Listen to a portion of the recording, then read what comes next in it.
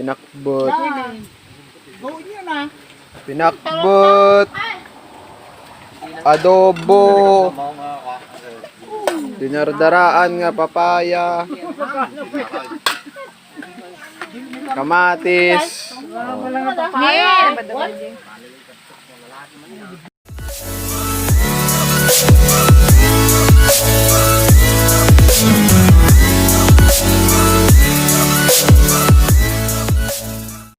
Tinolang native ko na. Tinola nga native nga manok.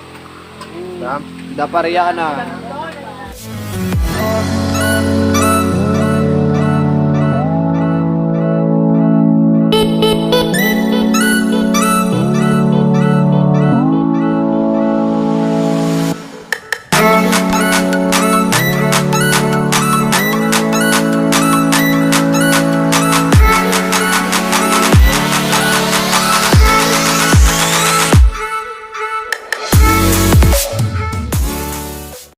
Okay guys, andito tayo ngayon sa aming ginawang breeding pen ng manok. Baling ginawa namin ay DIY, kami na lang yung gumawa. Tapos ang ginamit namin ay mga available materials na nandito lang sa aming paligid. Okay, ang sukat nito ay 4 meters by 1 meter. Kasya na dito yung 5 manok. Ito yung mga Rhode Island Red production type, o yung ating hatchery na Rhode Island. Bali, ang nagastos namin dito ay nasa 50 pesos lang. Ang binili namin ay ito yung wire na pang tali dito sa mga bambu. At ang nagamit naming bambu dito ay nasa 10 na bambu yung nagamit, tapos isang lumang yero. Yan, binigyan natin sila ng malunggay. Gusto nila ng malunggay. Okay. At sa mga baguhan na gustong mag-alaga ng manok, kung wala pa kayong mga budget, dapat gamitin nyo lang yung mga available material na pwede pang gamitin sa inyo. Available material na malapit lang sa inyo at pwede nyo kunin ng libre para makatipid kayo. Okay. Ay, malunggay. Gusto nila ng malunggay. Then,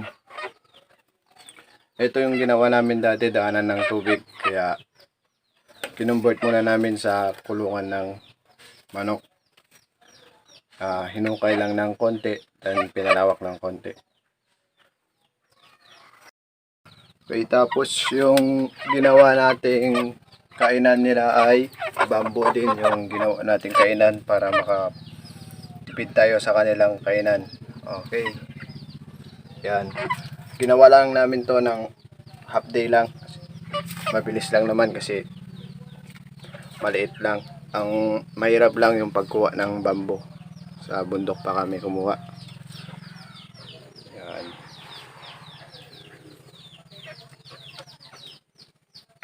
Yan sila.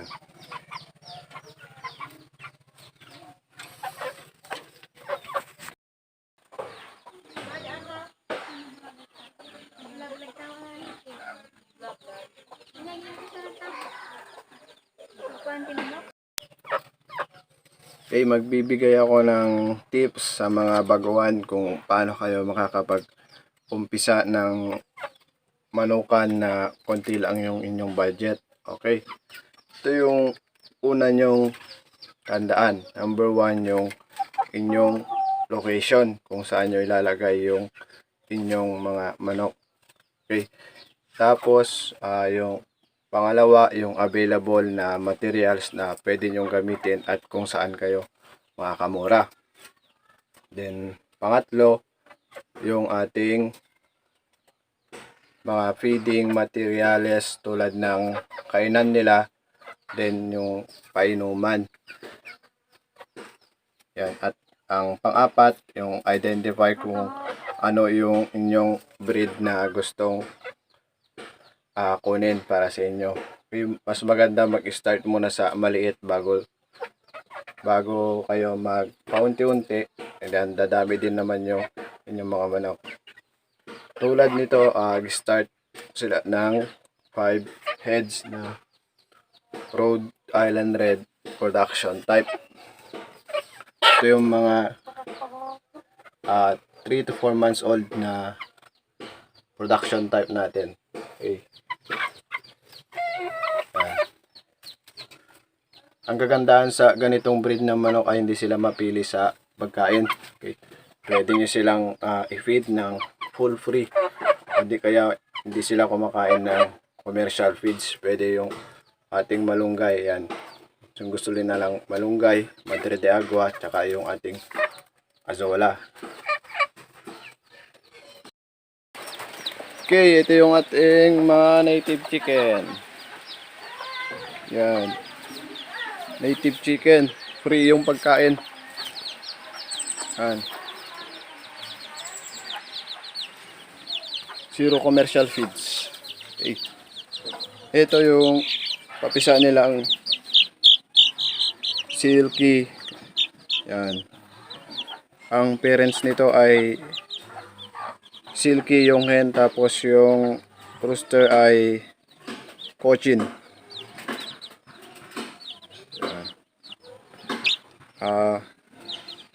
Ito na yung kinalabasan ng kanilang breeding.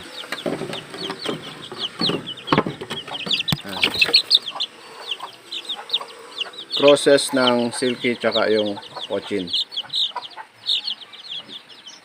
Okay. Yung bahay ng kanilang kalapati.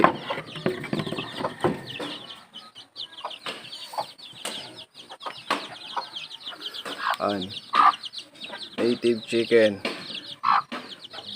free sa commercial feeds.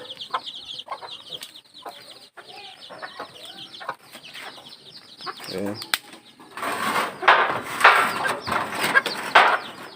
Yan. Yan yung parents ng sisiw kanina.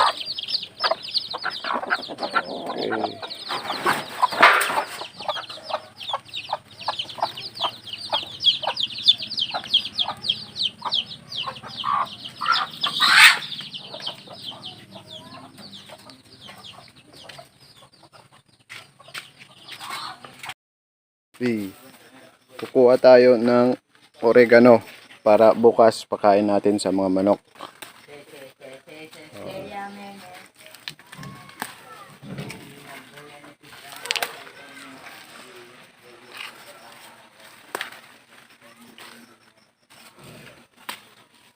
Yan. Benefits ng ating oregano ay para sa immune system ng mga manok. Okay.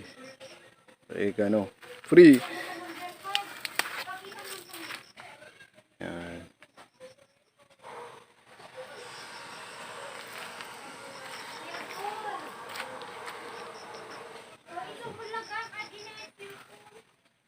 So guys, comment nyo nga sa ating comment section kung pwedeng ipakain sa manok to. Parang pwede rin ipakain sa manok. Kaso hindi ko lang alam kung ano pangalan ng halaman na ito. Paki-comment na lang sa comment section kung alam nyo yung pangalan nito at kung pwedeng pakain natin sa manok. Tatry natin paramihin tong ganito. Itong dahon. Yan.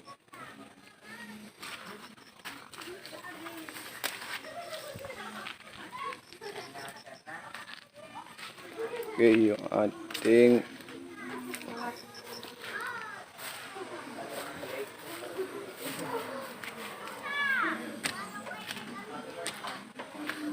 Cobb!